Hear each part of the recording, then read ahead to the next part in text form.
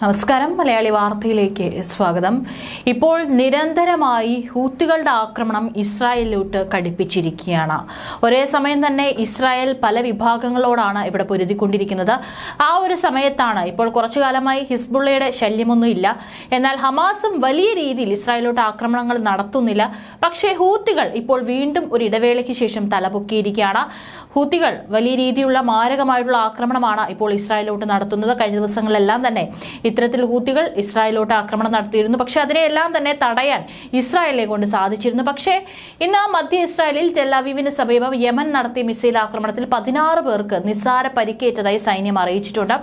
Projectile എന്ന പേരിൽ Yemen നടത്തിയ ആക്രമണം തടയാൻ സാധിച്ചില്ലെന്നും സൈന്യം വ്യക്തമാക്കിയിട്ടുണ്ട്. അയൺ ഡോം സംവിധാനമൊന്നും പ്രവർത്തിച്ചിട്ടുണ്ടാകില്ല എന്നായിരിക്കാം നിഗമനം. അല്ലെങ്കിൽ അത്തരത്തിലുള്ള എല്ലാ വിധത്തിലുള്ള ആക്രമണങ്ങളെയും തടയാൻ അയൺ ഡോം സംവിധാനം ഇവിടെ സജ്ജമാണ്. പക്ഷേ ഇന്ന് ഹൂത്തികൾ നടത്തിയിട്ടുള്ള ആക്രമണത്തെ തടയാനായിട്ട് ഇസ്രായേലിനെ കൊണ്ട് സാധിച്ചിട്ടില്ല. പക്ഷേ നിസ്സാരമായിട്ടുള്ള പരിക്കുകളാണ് ഇസ്രായേലിൽ സംഭവിച്ചിരിക്കുന്നത് എന്നാണ് റിപ്പോർട്ടുകൾ.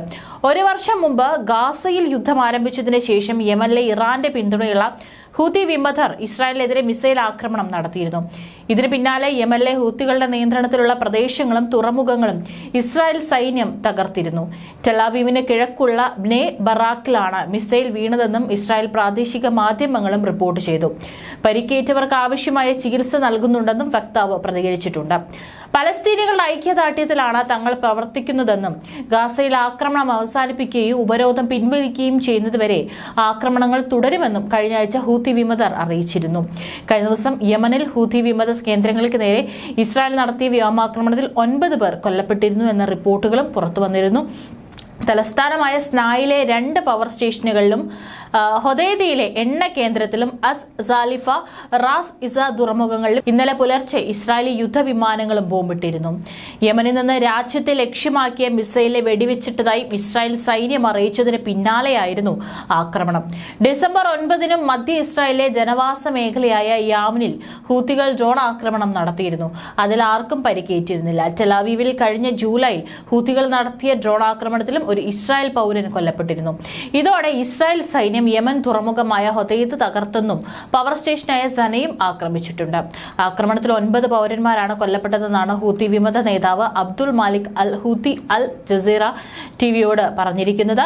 ഹൂത്തികളുടെ ഭീഷണി ഇപ്പോഴും നിലനിൽക്കുന്നുണ്ടെന്നും അതിൽ കാര്യമായ കുറവുണ്ടാകുമെന്ന് തോന്നുന്നില്ലെന്നുമാണ് മുൻ American central command chief general Joseph Votel അടക്കം പറഞ്ഞിട്ടുള്ളത്. ഹൂത്തികളെ ആക്രമിക്കുന്നതിൽ ലക്ഷ്യം കാണാതിരിക്കുന്ന അമേരിക്കൻ സേന സ്വയം പ്രതിരോധിക്കാനായി ശ്രമിക്കുന്നതിനും ലോഞ്ച് സൈറ്റുകൾ, പ്രൊഡക്ഷൻ സൈറ്റുകൾ, സ്റ്റോറേജ് സൈറ്റുകൾ, കമാൻഡ് കൺട്രോൾ സൈറ്റുകൾ എന്നിവയ്ക്ക് പിന്നാലെ പോകുന്നതിന് മാത്രമാണ് ശ്രദ്ധ കേന്ദ്രീകരിക്കുന്നതെന്നും അദ്ദേഹം ചൂണ്ടിക്കാട്ടിയിട്ടുണ്ട്. ഇതൊന്നും തന്നെ ഹൂത്തികളെ തടയാൻ പര്യാപ്തമല്ലെന്നും വോട്ടൽ തുറന്നടിച്ചിട്ടുണ്ട്. കഴിഞ്ഞ 1 വർഷമായി യമൻ ആസ്ഥാനമായി പ്രവർത്തിക്കുന്ന ഹൂത്തികൾ ചെങ്കടലിലെ ഇസ്രായേൽ, അമേരിക്ക, ഇസ്രായേലി ലിങ്ക്ഡ് വാണിജ്യ കപ്പലുകൾ ഉൾപ്പെടെ ഭാഗികമായി തടഞ്ഞ അവസ്ഥയിലാണുള്ളത്.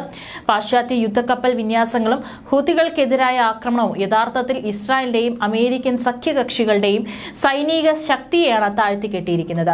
ഹൂത്തികളുടെ ശക്തി ക്രമാനുഗതമായി വർദ്ധിച്ചു വരുന്നത് തടയാൻ കഴിഞ്ഞില്ലെങ്കിൽ ദീർഘകാല അടിസ്ഥാനത്തിൽ അത് അമേരിക്കയെ സംബന്ധിച്ചിടത്തോളം കൂടുതൽ നിർണായകമായ സൈനിക ശ്രമത്തേക്കാൾ വളരെ അപകടകരമായ അവസ്ഥയിലേക്കാണ് എത്തുവാൻ പോകുന്നതെന്നാണ് അമേരിക്കൻ എന്റർപ്രൈസസ് ഇൻസ്റ്റിറ്റ്യൂട്ട് നിയോകോണിലെ മിഡിൽ ഈസ്റ്റ് അനലിസ്റ്റായ ബ്രയാൻ കാർട്ടറും പറഞ്ഞിരിക്കുന്നത്. ഏതായാലും ഇപ്പോൾ ഇസ്രായേലിന് നിസ്സാരമായ പരിക്കാണ് പറ്റിയിരിക്കുന്നത്. പക്ഷേ ഇതിന് വലിയൊരു തിരിച്ചടി തന്നെ ഹൂത്തികൾക്ക് ഇസ്രായേൽ നൽകുമെന്നുള്ള കാര്യത്തിൽ യാതൊരു സംശയവും വേണ്ട.